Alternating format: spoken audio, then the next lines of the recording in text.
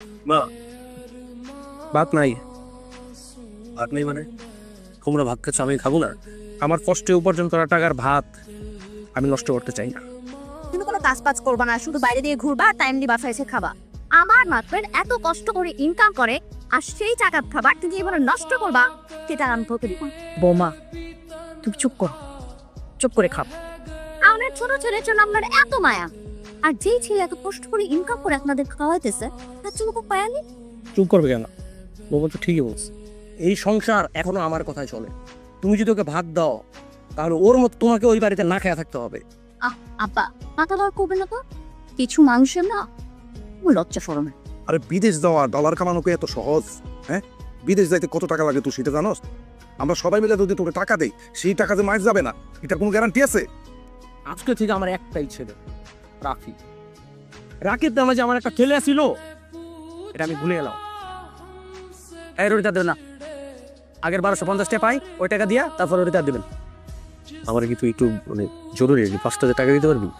মানে আজকে মোয়ের জন্মদিন তো, ওরে কিছু একটা গিফট দিতাম। 20,000 টাকা নিয়েছিল, যে মনে আছে? টাকা পয়সা 2 দিন পর পরই নেস, দেওয়া তো কোনো নামগঞ্জ থাকে না। এটা তো আমার আসলে সময় হলো, মানে আমি বুঝলাম না, আজকে একটা স্পেশাল দিন, আজকেও তোমার দেরি করতে হবে? Sorry. Happy birthday to you. Thank you so much. Happy birthday to you, happy birthday ইয়ার। ও এখন বুঝটা খাও তো, কষ্ট করে রান্না করে নিয়ে আসছি। কেমন আছে? মজা হয়েছে তো। শোনো, আমি কিন্তু তোমাকে চিনি, জানি, আর তোমার কেন মন খারাপ সেটাও আমি জানি। আর যত যাই হোক না কেন, আমি তো সবসময় তোমার সাথে আছি।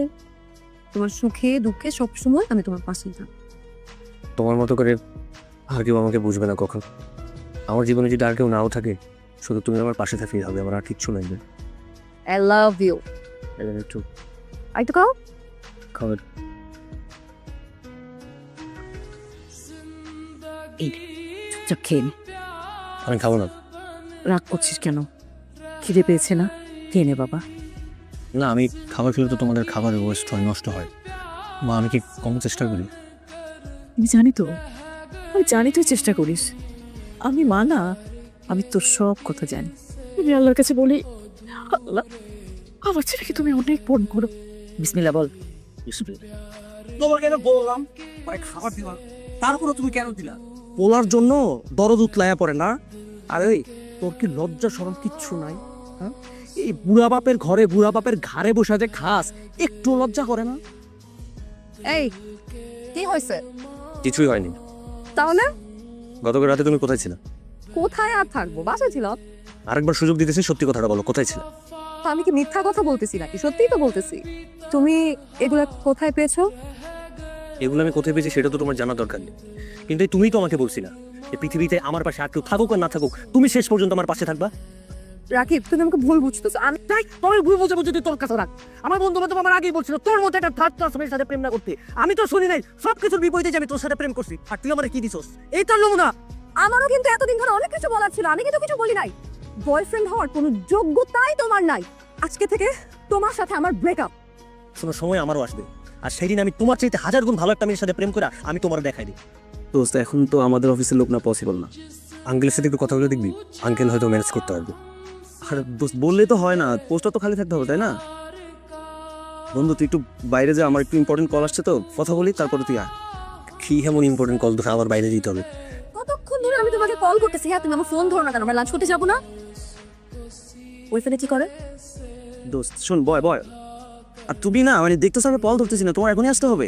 তুমি যদি কলটা ধরতা তাহলে তো আমি এখানে আসতাম না। আমি বাড়ি ছেড়ে চলে গেছি, যদি বেঁচে থাকি আবার তোমাদের সবার সাথে দেখা হবে, আর যদি কখনো দেখা না হয় তাহলে ভেবে নিবে আমি আর বেঁচে নেই। আব্বা, তুমি কি রেস্ট নেন?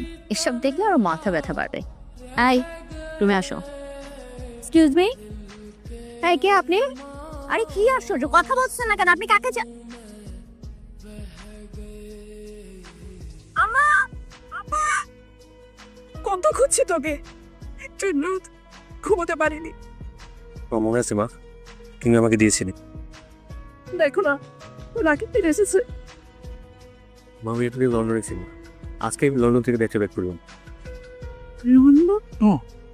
লন্ডন থেকে জিনিস নিয়ে আসছে এখন তো লন্ডন চাইতেও আমাদের কোনো বাধা থাকবে না, তাই না? ও ইচ্ছে করলে আমাদেরকে লন্ডন নিতে পারবে, রাইট?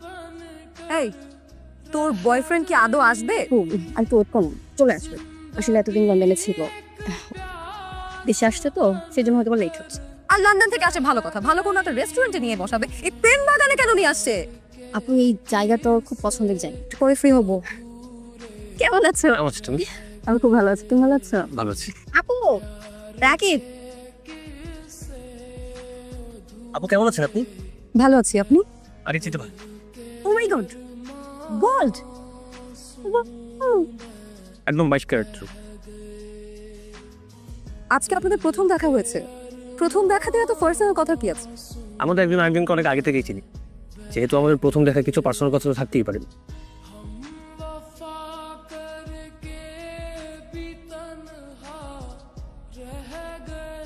কেসে ফোন লাস্ট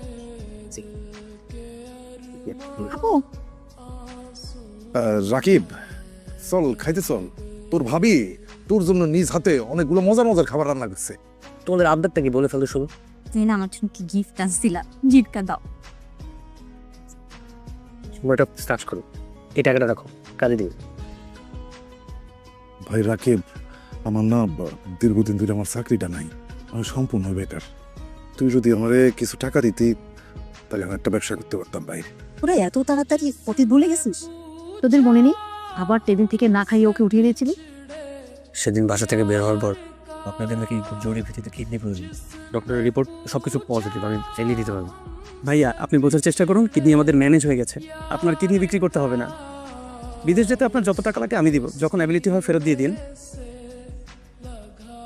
লন্ডনে যাওয়ার পরে আমার একটা মেয়ের সাথে পরিচয় হয়। ওরে বাবা, বড় হয়ে গেছিস না? তুমি আসো মা, আসো। সালাম দাও। ওয়ালাইকুম আসসালাম। ওয়ালাইকুম আসসালাম। আমার একটা কথা ছিল আপা, ভাই আমার মেয়েকে আপনারা পছন্দ করেছেন, আলহামদুলিল্লাহ। আপনাদের যদি কোনো দাবি দাওয়া থেকে থাকে নিশ্চিন্তে বলতে পারেন, আমাদের কোনো অসুবিধা নেই। আম্মা আমার কাছে একটা লিস্ট করাই আছে, সেটা আমি আন্টিকে দিয়ে দিই। তুমি চুপ করো। না না আব্বা, আমাদের কোনো দাবি দেওয়া নেই।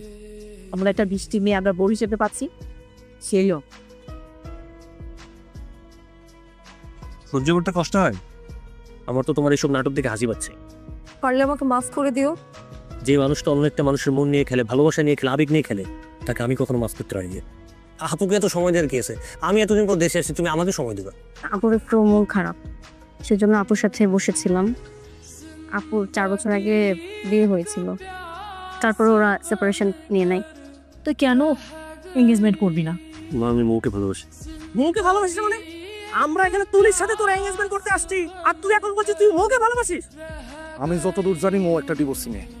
আমি আমার ভাইয়ের প্রেম ভালোবাসা তো কোনো ডিভোর্সি মেয়ের সাথে মাইনা নিব না। আপনি এখানে আসছেন আমার ছোট বোনের সাথে এঙ্গেজমেন্ট করতে। আপনি আমার ছোট বোনকে বিয়ে করবেন? আপনি কিভাবে ভাবলেন যে আমি আমার ছোট বোনকে কষ্ট দিয়ে আপনাকে বিয়ে করবো? আমরা তো এই জন্যই প্ল্যানটা করেছিলাম, তাই না দিল ভাই? আমি কষ্টে পানি আমি খুব করিয়ে দে, ওভাবে করিয়ে দে।